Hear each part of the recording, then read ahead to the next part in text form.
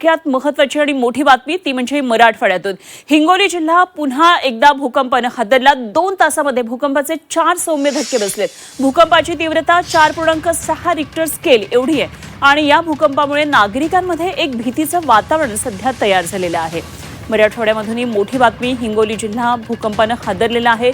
2 तासामध्ये भूकंपाचे 4 सौम्य धक्के जाणवलेले आहेत आणि भूकंपाची जी तीव्रता आहे ती 4.6 रिक्टर स्केल एवढी होती।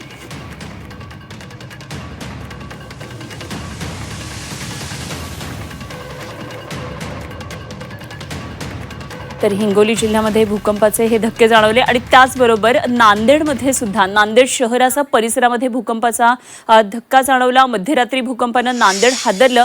4.6 रिक्टर स्केल एवढ्या तीव्रतेचा याही ठिकाणी धक्का जाणवला। भूकंपाच्या धक्क्याने नागरिक घराबाहेर पडले। भीती नागरिकांच्या मनामध्ये होती। शहरासह नांदेड शहरासह परिसरात हा भूकंपाचा धक्का जाणवला। रात्री साधारण 1:37 ही वेळ होती आणि या भूकंपाची जी तीव्रता आहे ती 4.6 रिक्टर स्केल एवढी होती। रात्री 2:15 आणि 2:17 अगदी 2 मिनिटांच्या अंतरावर आणखी 2 सौम्य धक्के जाणवले आणि त्याची तीव्रता 3.6 आणि 3.9 रिक्टर स्केल एवढी नोंदवली गेली। या भूकंपाचा केंद्रबिंदू हा हिंगोली जिल्ह्यातल्या शिर्ली परिसरामध्ये असल्याची प्राथमिक माहिती प्रशासनाकडून देण्यात आली। भूकंपाचा धक्का इतका तीव्र होता की अनेक नागरिक झोपेतून जागे झाले। घरांना कंप जाणवताच नागरिकांनी तातडीने घराबाहेर धाव घेतली, सुरक्षित ठिकाणी आश्रय घेतला आणि काही काळ प्रचंड भीतीचं वातावरण, एक तणाव संपूर्ण वातावरणामध्ये होता। नांदेड शहरातल्या तरोडा नाका, मालेगाव रोड, कावरानगर, निळा रोड यासह शहराच्या विविध भागात हे भूकंपाचे धक्के स्पष्टपणे जाणवले।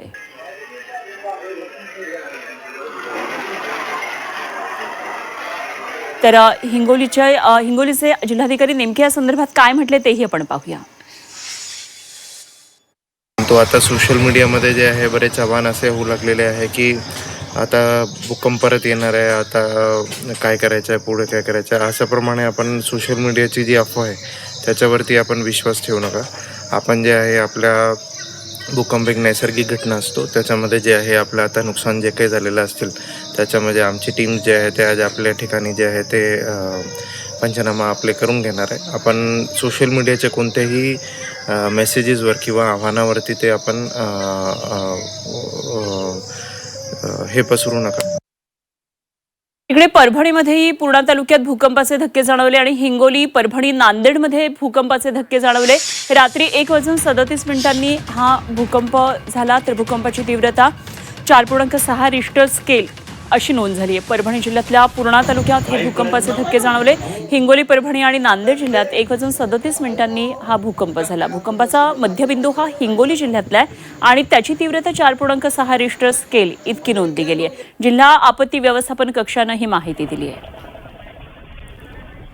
तर काय नेमकी सगळी मराठवाड्यामधली ही परिस्थिती होती आणि या भूकंपासंदर्भात आणखी सविस्तर तपशील जाणून घेऊया। आमचे प्रतिनिधी गजानन वाडी सध्या आपल्याबरोबर जोडले गेलेले आहेत। जाणून घेऊया आपण गजाननकडून काय नेमके तपशील आहेत। गजानन, भूकंप झाला, नागरिकांमध्ये एक भीतीचं वातावरण आहे, काय नेमकी परिस्थिती आहे?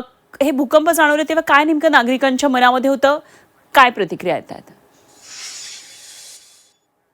हिंगोली जिल्ह्यामध्ये रात्री भूकंपाचे सौम्य धक्के जाणवलेले आहेत, कारण की सगळ्यात महत्त्वाचं म्हणजे एकूण 2 तासामध्ये 4 भूकंपाचे सौम्य धक्के जाणवले। सगळ्यात मोठा धक्का जो होता तो 4.6 रिक्टर स्केलचा असा सर्वात मोठा धक्का जाणवला हिंगोली जिल्ह्यामध्ये। मागील अनेक दिवसापासून जवळपास अनेक वेळा भूकंपाचे धक्के जाणवले, त्यामुळे नागरिक भयभीत झालेले आहेत आणि यामुळे आता सगळ्यात महत्त्वाचं म्हणजे मध्यरात्री काल जवळपास 4 भूकंपाच्या धक्क्याने हिंगोलीच्या महत्त्वाचं म्हणजे जे गोंडानागर तालुक्यातील कंजाळा असो, त्याचबरोबर वसमत तालुक्यातील पांगरा शिंदे असो या गावामध्ये जे आहे ते अनेक घरांना तडे गेल्याची माहिती समोर आलेली आहे आणि यामुळे संपूर्ण आता नागरिक भयभीत झालेले आहे, कारण की मागील अनेक दिवसापासून भूकंपाचे जे केंद्रबिंदू होतं ते पांगरा शिंदे गाव होतं आणि त्यानंतर आता हे संपूर्ण जिल्ह्यात महत्त्वाचं म्हणजे आता केंद्रबिंदू बनलेलं आहे, कारण की जे काकडधाबा हे आता भूकंपाचं केंद्रबिंदू समोर आलेलं आहे। आणि सगळ्यात महत्त्वाचं म्हणजे जे हिंगोलीच्या बाजूला असलेलं वाशिम असो, यवतमाळ असो, परभणी असो या जिल्ह्याला देखील या भूकंपाचा धक्का जाणवलेला आहे सगळ्यात। आणि या आता जिल्हा प्रशासन जे आहे ते अलर्ट मोडवरती आलेलं आहे, कारण की